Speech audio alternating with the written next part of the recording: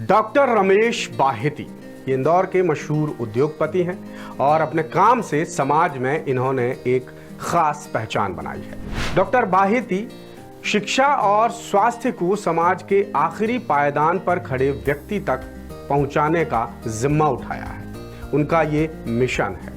अपने इस मिशन के जरिए डॉक्टर बाहेती दिल खोलकर लोगों की मदद करते हैं। समाज, राजनीति, शिक्षा और स्वास्थ्य जैसे मसलों को लेकर दासूत्र की संवाददाता रीना विजयवर्गीय ने डॉक्टर बाहेती से खास बातचीत की है। सुनिए दासूत्र के सवाल और डॉक्टर बाहेती के जवाब। परिवार और व्यापार के लिए क्या है डॉक्टर बाहेती की सलाह? मैं अपने दिन की शुरुआत ईश्वर की प्रारंभिक आराधना के बाद, मेरे घर पे ही आधुनिक जिम है, तो मैं प्रतिदिन 3 घंटे जिम में गुजारता हूँ और रोज न्यूनतम 15 किलोमीटर वॉक करता हूँ। और मैं पूरा प्रयास करता हूँ कि मेरे इन 3 घंटों में कोई अवरोध पैदा नहीं हो।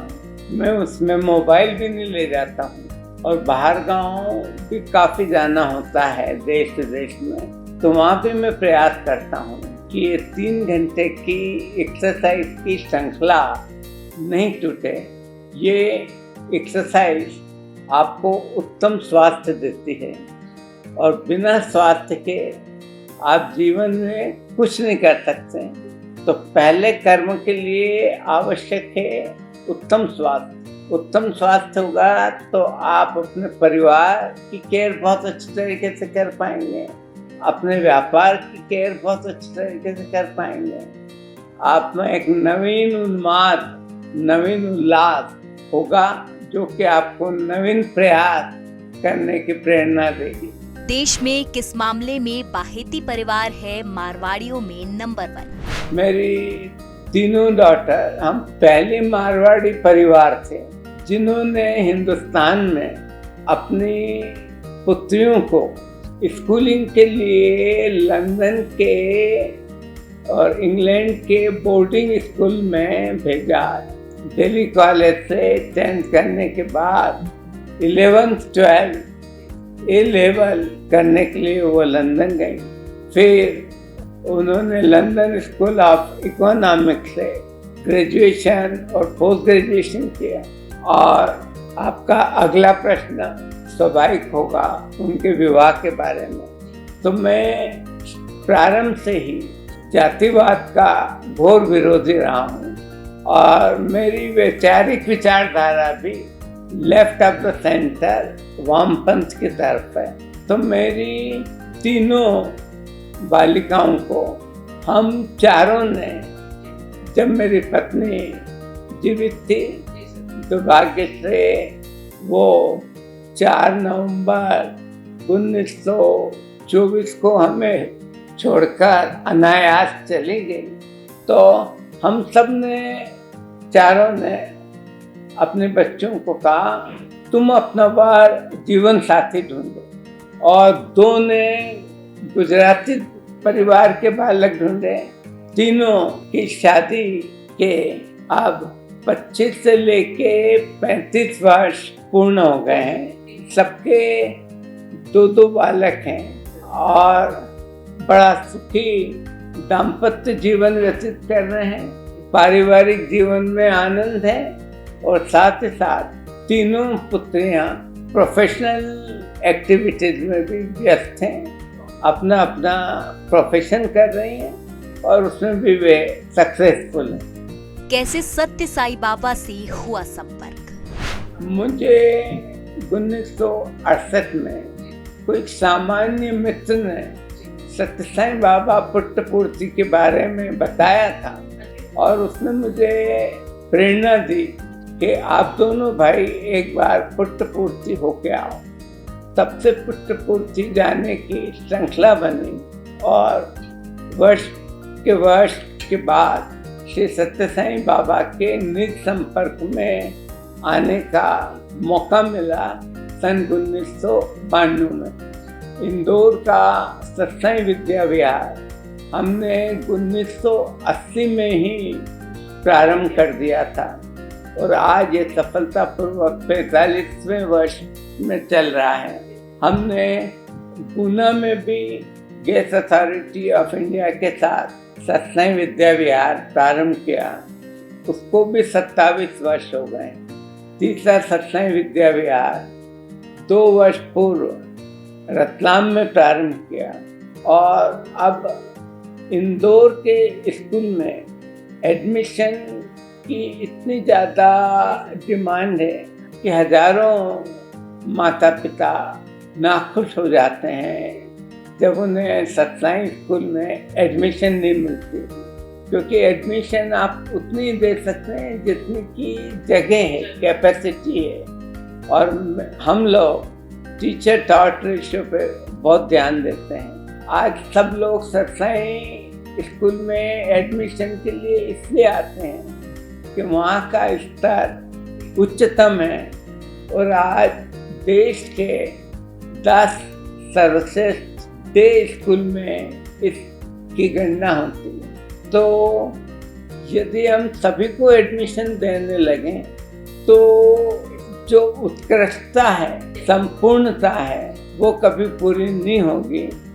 तो इसीलिए आज के दिन आपको मैं खुशी का प्रसंग बता रहा हूँ कि अगले 3-4 महीने के बाद इतना ही भव्य, बल्कि इससे भी बड़ा सत्संग विद्या विहार 3000 बच्चों की कैपेसिटी का प्रारंभ होगा इंदौर में MR10 रोड पे, जहाँ पे सिम्बोसिस और नरसिंह मुंजी यूनिवर्सिटी है।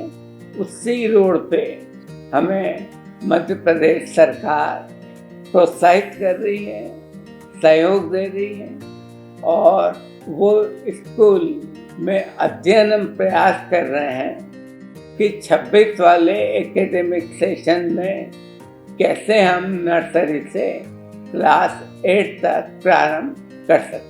सत्य साई विद्या विहार स्कूल में दाखिला क्यों आसान नहीं? नर्सरी से 12th तक रहेगा, पर 8वीं के बाद हम एक साथ भरते नहीं चाहते हैं, क्योंकि 10th और 12th में CBSE में अच्छे स्टैंडर्ड के लिए ये आवश्यक है कि आप ही के 8th क्लास तक तैयार किए हुए बच्चे आगे बढ़े। हमारा स्कूल एकमात्र स्कूल है कि गत 7 वर्षों से 10th और 12th में CBSE में दोनों में मिला के करीब 250 बालक अध्ययन करते हैं। तो 250 केवल पास नहीं होते हैं, 250 केवल फर्स्ट क्लास में नहीं आते हैं, उसमें से 80% विद्यार्थियों के मार्क्स 80% से ज़्यादा आते हैं। तो वही स्टैंडर्ड हमें श्री सत्संग विद्या विहार नंबर 2 में भी कायम करना होगा। तो इसीलिए 8th के बाद हम अपने बच्चों से 12th तक जाएंगे। कैसे बनता है बड़ा ब्रांड?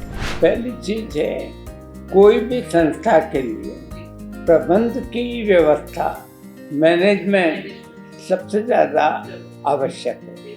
और उस मैनेजमेंट में यदि राजनीति नहीं हो, पॉलिटिक्स नहीं हो, बल्कि एक रूपता, समरूपता, निष्पक्षता, स्वार्थ रहितता हो, तो कोई भी संस्था किसी भी क्षेत्र में हो वो आगे बढ़ेगी।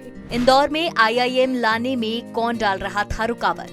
कि जब इंदिरा गांधी प्रधानमंत्री थी और अर्जुन सिंह जी मुख्यमंत्री थे, तो उस समय मैंने अर्जुन सिंह जी के साथ मेरी सामीप्यता के कारण उनसे निवेदन किया कि चौथा IIM इंदौर लाए। वो उनने बहुत प्रयास किया और श्रीमती इंदिरा गांधी से मिले तो उनके एडवाइजर्स ने उन्हें सलाह दी कि ये चौथा प्रबंध संस्थान रायबरेली के पास लखनऊ में आना चाहिए।